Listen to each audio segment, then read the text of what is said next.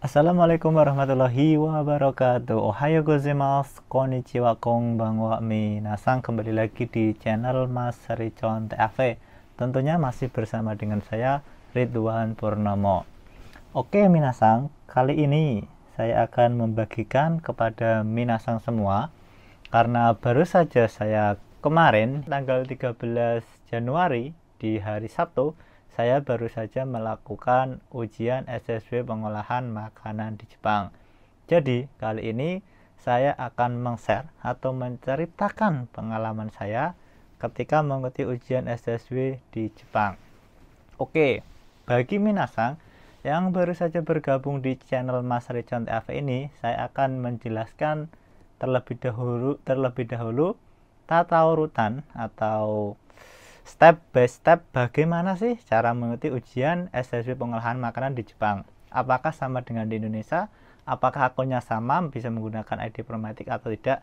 Kita akan bahas di channel ini. Yang pertama, untuk ujian SSW pengolahan makanan di Jepang itu menggunakan bahasa Jepang semua. Di Indonesia pun sama, menggunakan bahasa Jepang semua.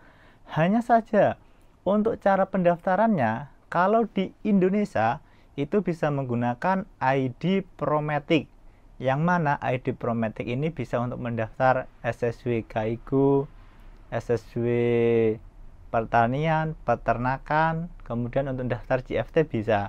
Itu kalau di Indonesia.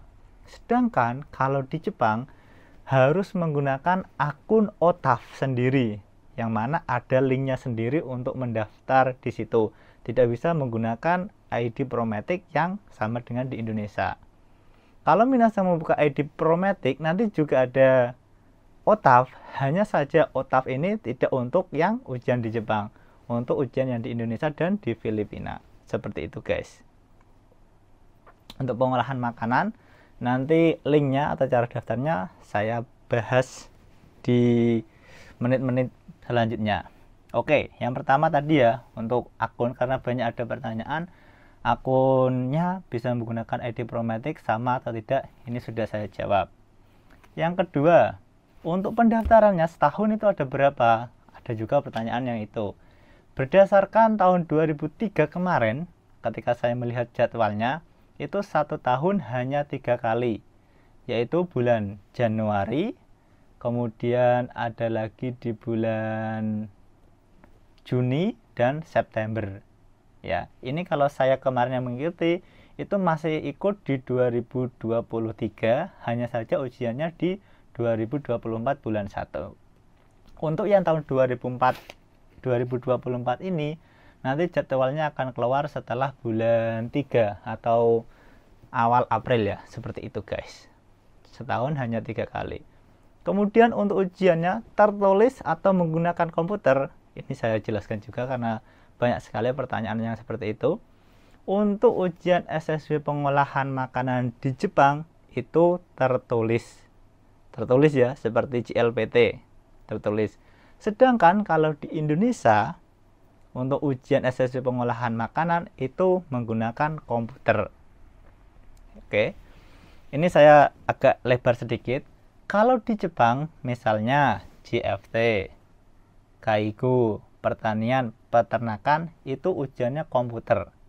Hanya saja untuk yang pengolahan makanan, restoran ini ujiannya tertulis. Kalau di Indonesia semuanya menggunakan komputer. Kalau di Jepang untuk restoran dan pengolahan makanan tertulis. Ya, di garis bawah yang itu. Oke, kemudian untuk daftarnya tadi kan sudah saya jelaskan. 1 tahun hanya 3 kali. Nah, untuk daftarnya ini juga tidak mudah, karena dipilih oleh sistem, bisa mengikuti tidaknya itu nanti ditentukan ketika mendaftar.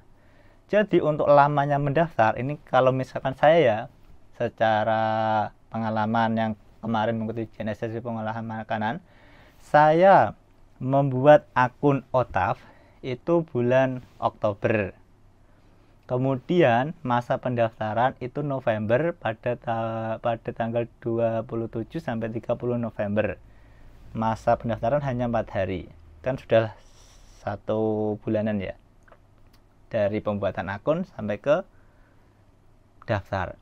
Kemudian untuk pembuatan akun ini, Anda mengisi tidak langsung diterima, akan tetapi harus menunggu kurang lebih 5 hari.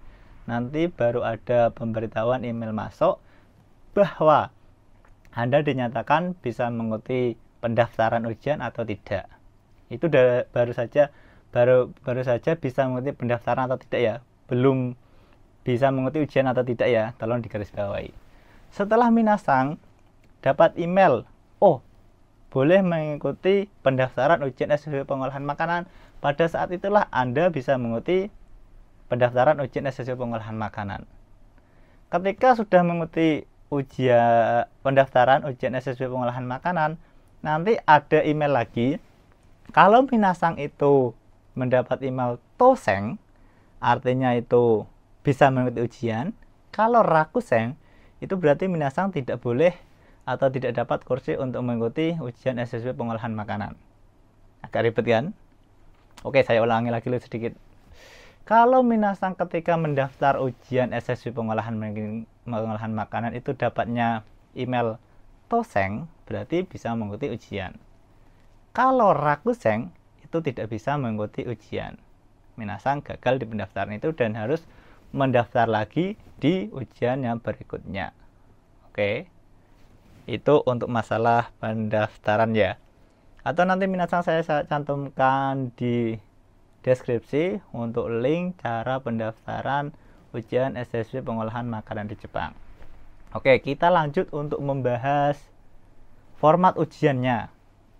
Ketika saya mengikuti ujian kemarin, itu kan tertulis. Untuk pengawasannya lebih ketat daripada JLPT ternyata. Ketatnya di mana? Untuk dari pertama masuk, itu minasang harus menyiapkan kartu ujian, Zairyo Kado, sama paspor. Di situ dicek, kemudian minasang untuk HP-nya juga dikeluarkan. Di situ juga HP harus dimatikan, kemudian dikasih label dari petugasnya. Oh ini silahkan tempelkan di HP-mu, menunjukkan kalau HP-nya sudah di shutdown atau dalam keadaan mati.